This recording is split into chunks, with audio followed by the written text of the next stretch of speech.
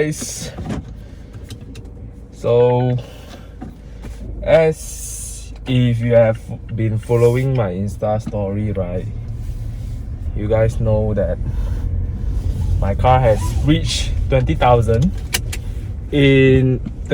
kilometers in less than a year. Yeah, so what does 20,000 kilometers mean? Means another service. Yeah, so what happened in the middle of 12,000 and then now it's like 21,000 plus, because here stated 32,000. I service at 12,000 kilometers, so less than 10,000 kilometers I decided to went into service. Now what I face in the middle of these 4 months, yeah, I did around 10,000 kilometers in 3 or 4 months, but recently I drive slightly less because I'm pretty busy with my work, and during the weekend I decided to left this car at home because my family's Innova, this year is the 4th year, no, basically it's like 3.5 years, was running at 21,000 kilometers only. Yeah, so I decided to, oh damn, yes, that is when you need the diesel torque, right? Okay, sideways. So what happened to my car, to my baby here? Well, recently 3 weeks ago I noticed there's noise coming from driver's side. Initially I wasn't know where is it. The rattling noise is pretty annoying. Before that I mentioned that it doesn't bug me a lot, but at times, right, the rattle just very very loud, that sort of noise. Yeah, so what happened is that last service in PJ, right, they dismantled this entire speaker panel. Basically it's my door panel and my A-pillar panel lah. They dismantled because that I complained that when my car is with Apple CarPlay, right, the driver's side speaker is not functioning. Yeah, it's not functioning. Then they said that, you know, after they checked, they found the connector is loose. Now I want to feedback to Mazda is that your CKD plant in Kulim is absolute piece of shit. Yeah, seriously. It doesn't happen to my friend's Mini. Yeah, there's no rattling noise in the 3-year-old Mini, whereas the new car here, right, keep on has rattling noise. The squeaking noise on the instrument panel here. There's rattling noise on the speaker panel. Why I notice is the speaker is because when I turn off the speaker, right, everything just stays quiet, and when I on the speaker, then it starts to probably it's because of the drum keep on beating. The bass is, the tweeter is keep on, you know, vibrating, and probably it touches the door panel, so it causes the rattling noise. Another thing that, besides this, right, another thing that I want to complain is the steering wheel.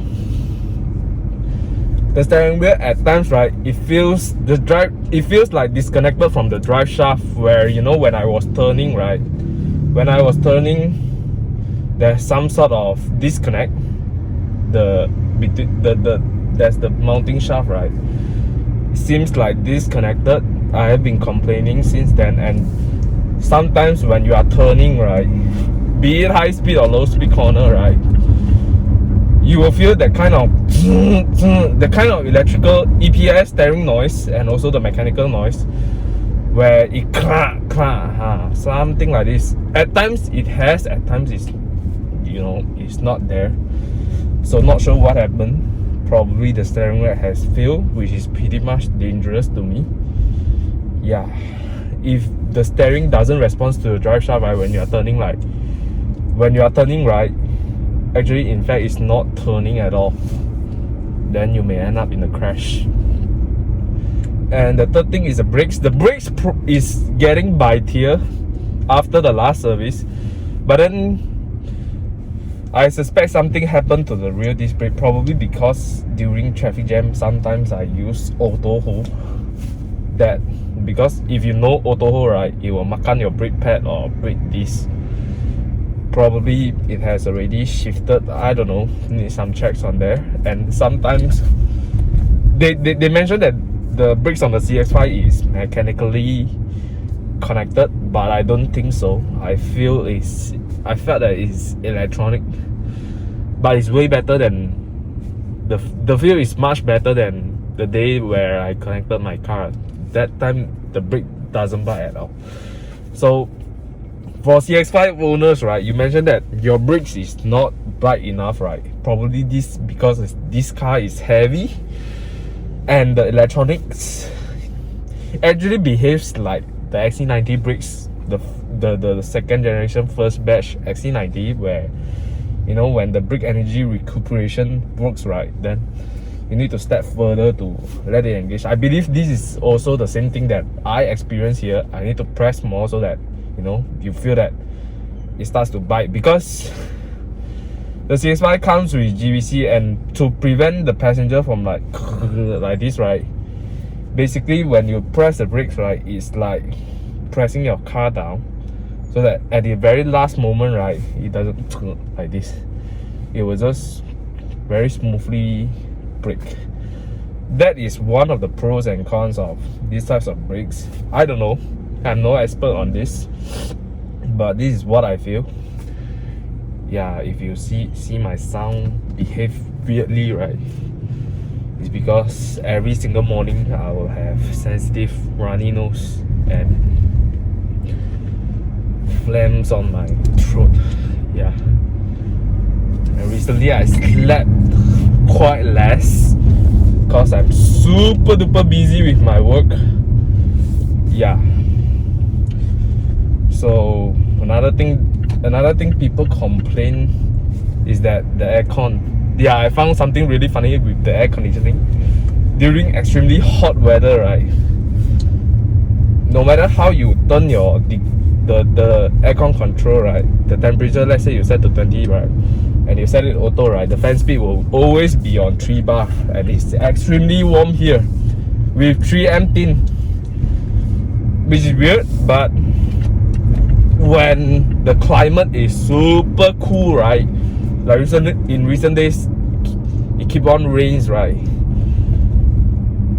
then I felt that my air conditioning is very very cold, that I need to turn on the aircon eco whatever shit lah. Yeah, so I'm not sure whether this is the behavior of every single CX-5 or not, because some complain that, you know, with Expert, with 3M tin, it's pretty much warm. So let them have a fix. Yeah, this is overall my 20,000 kilometers experience with the car lah. So nothing much, but I want to mention one thing. You know, in driving in the rain, right, it makes me feel stressful, because previously when my undercarriage panel dropped, right, people said that you have run through flood, run through water puddle, everything, right. That really makes me wonder, is it that the undercarriage panel is so brittle that it breaks so easily? Like previously when I drove a Myvi, right, I ran through this water puddle at high speed, right, the undercarriage panel didn't drop, and I even still, you know, sort of like, yeah, that is dangerous. But you know, every single young chaps love to do something on the extreme side, and my Myvi has been performing super well, where the undercarriage panel didn't fell off once. After 7 years of ownership, my car, 3 months of ownership, I experienced undercarriage panel drop at a at a shopping complex. Can you imagine that? Yeah, so I highly recommend people who drove Mazda cars, right, or BMWs for that matter, don't even bother run through floods or water puddles at high speed. It's gonna break your undercarriage panel. Something that Mazda owners should look into. Yeah, I think that sums up my 20,000 kilometers of ownership. So let's have my car serviced and fixed if this is a real issue here. Yeah, I'm approaching Bermaz Zilutong, and if you are new to my channel, I stay in mainland, that I don't wanna mess around with the service center in mainland anymore because they are full of bullshit. Yeah, seriously. Okay, I think that's all I want to rant, and see you guys in the next one. Cheers guys.